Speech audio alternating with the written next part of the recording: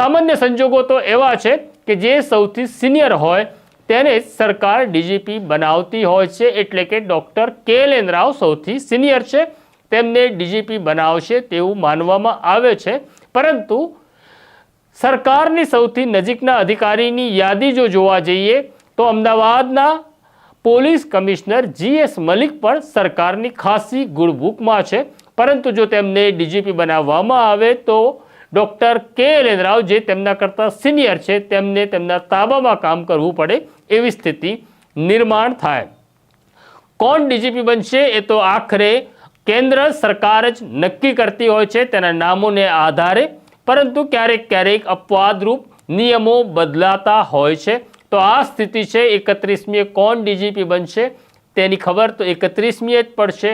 બધા જ કાગડોળે રાહ જોઈને બેઠા છે કે કોને લોટરી લાગશે, કોણ નિરાશ થશે, કોણ આનંદમાં આવશે, એ 31મી ડિસેમ્બરના રોજ જ ખબર પડશે।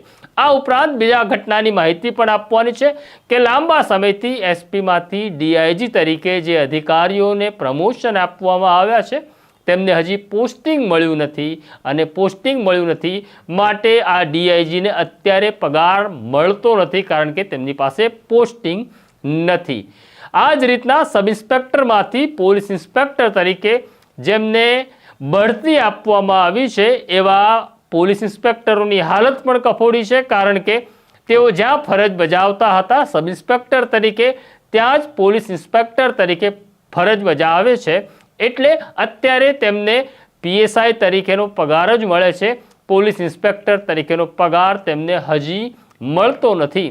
સરકારની પ્રાયોરિટીમાં પોલીસ બહુ પાછળ હોય છે, એટલે પોલીસના નિર્ણય, પોલીસની બદલી અને પોલીસની સમસ્યાનો ઉકેલ બહુ મોડો આવતો હોય છે। આ છે સ્થિતિ ગુજરાત પોલીસની।